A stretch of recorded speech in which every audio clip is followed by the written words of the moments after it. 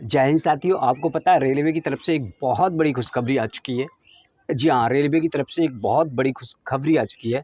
ये खुशखबरी किन लोगों के लिए बताएंगे इस वीडियो में। लेकिन उससे पहले अगर अभी तक आपने चैनल सब्सक्राइब नहीं किया तो कर लीजिए, क्योंकि मैं कराता हूँ यहाँ सच्चाई से रूबरू।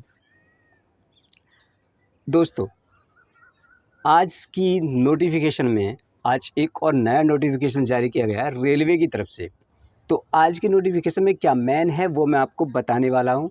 सबसे पहले तो आज की दो चीज़ें बहुत इम्पोर्टेंट हैं। आपके लिए एक हैप्पी वाली न्यूज़ भी हो सकती है और दूसरी एक सैड न्यूज़ भी हो सकती है। ठीक है, मैं दोनों तरीके समझाऊंगा, कैसे हमारे लिए एक खुशखबरी भी है और कैसे हमारे लिए बैड न्यूज़ भी है। तो सबसे पहले ये समझिए कि आज की नोटिफिकेशन में दिया क्या है। आज की नोटिफिकेशन में जो हमारा एग्ज़ाम कराने वाली थी कंपनी NEIST, उसका जो कॉन्ट्रैक्ट है रद्द कर दिया गया है। क्लियर। दूसरी चीज़ है, इसका कॉन्ट्रैक्ट जो है 6 मई तक अदर कंपनियों को भरने के लिए कहा गया है। दो चीज़ें हो गई। पहला क्या था मैंडेट कि NEIST जो है उसका कॉन्ट्रैक्ट रद्द कर दिया गया है, अब वो ग्रुप डी का एग्ज़ाम नहीं कराएगी। दूसरा, अदर कंपनियों से लिए कहा गया है कि टेंडर डालने के लिए कहा गया है, उसकी डेट फिक्स कर दी गई है, 6 मई तक आप टेंडर डाल सकते हैं। ये क्लियर हो गया। आप खुश मत होइएगा, ये एक बहुत बड़ी खुशखबरी आपके लिए लग रही है, लेकिन खुशखबरी भी नहीं है। अब मुझे एक बात बताओ, टेंडर पड़ेंगे, अप्लाई होगा भी तो 6 मई तक। मई में मान भी लो ये जल्दी से जल्दी टेंडर दे भी दें, मैम सपोज दैट कोई कंपनी अगर टेंडर लेती है तो क्या एग्ज़ाम वो जुलाई तक करा पाएगी? टेंडर कंप्लीट होते होते बहुत सारी चीज़ें होती हैं, प्रोसेस बहुत लंबा होता है। अगर मैं ये मान लूँ प्रोसेस बहुत जल्दी फास्ट करेंगे तो क्या वो जुलाई में भी एग्ज़ाम करा पाएंगे? मुझे लग नहीं रहा कि जुलाई में एग्ज़ाम होगा।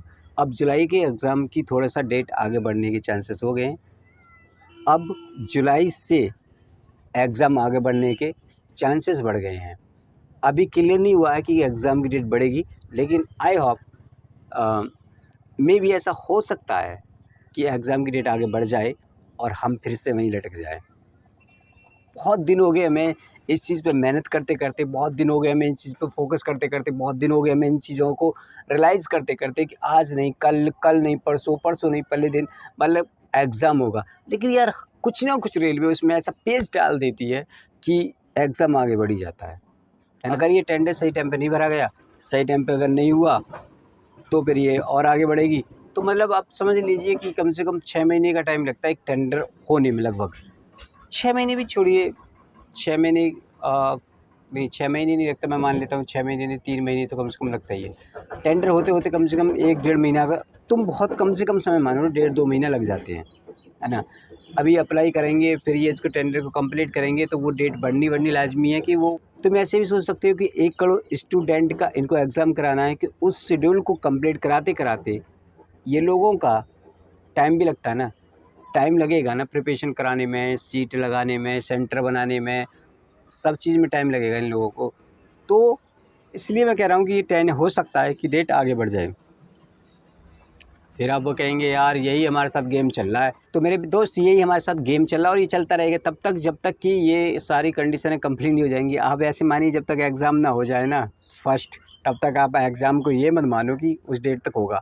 लेकिन हाँ, एक चीज़ मैं जाते-जाते इतना ज़रूर कहना चाहूँगा, अपनी तैयारियों में कमी ना रखें। एग्ज़ाम कभी भी हो, हमें कोई इससे मतलब नहीं है, लेकिन हमें पास होना है, निकालना है, बस इस बात पे थोड़ा-सा गौर रखिएगा, ठीक है? हर हाल में एग्ज़ाम को क्लियर करना है, ठीक है? एग्ज़ाम हमें हर हाल में क्लियर करना है, हर हाल में, ठीक है? तो इस बात से बिल्कुल बेचिंतित रहें कि आपका एग्ज़ाम कब होना, कब नहीं होना है, ये छोड़ दीजिए।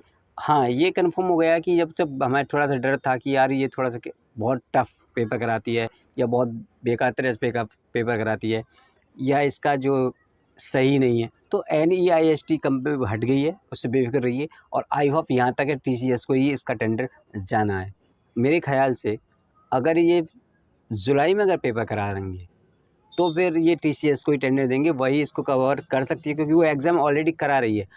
एग्ज़ाम करा रही है तो इसका मतलब वो एक्टिव है इस चीज़ पर अभी, और जैसे एक्टिव है तो वो साथ में साथ उसको ले लेगी, ठीक है? वो साथ में साथ ले लेगी, उसे ज़्यादा अभी उसको ज़्यादा वो नहीं करना पड़ेगा, पापड़ बेलने नहीं पड़ेंगे, क्योंकि वो ऑलरेडी करा रही थी, पहले से कराती हुई आ रही है। ऑलरेडी करा चुकी है। अब वो क्या करना है, उसको टेंडर बस देना ही है तो ले मिल जाएगा। टेंडर उसको बस देना है तो वो काम कर ले जाएगी, क्योंकि ऑलरेडी करा रही है और उस एक्टिव भी है, क्योंकि एनटीपीसी वही करा रही है। एनटीपीसी जब करा रही है तो फिर दूसरा एग्ज़ाम भी वो करा देगी, ठीक है। तो ग्रुप डी वो क्लियर करा देगी। तो आई होप वो टीसीएस को ही टेंडर जाने की ज़्यादा संभावना है। आप बिल्कुल बेफिक्र रहिए और पढ़ाई अपनी करते रहिए। और आप ऐसे करके पढ़ाई करिए कि और भी बेकार कंपनी में टेंडर जाना है कि हमें तो बहुत जीरो लेवल की लेवल बिल्कुल माइक्रो लेवल की हमें पढ़ाई करनी है। माइक्रो समझ में आती है, बहुत छोटी-छोटी सी पढ़ाई करनी है हमें। ऐसा नहीं है मोटी-मोटी पढ़ाई करनी है, बहुत छोटी-छोटी बातें हमें ध्यान में रखनी है, तब जाके एग्ज़ाम क्रैक करना है।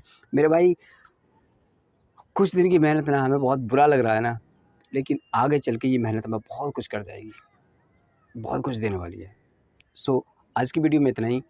आप बेफ़िक्र रहिए, खुश रहिए, आबाद रहिए।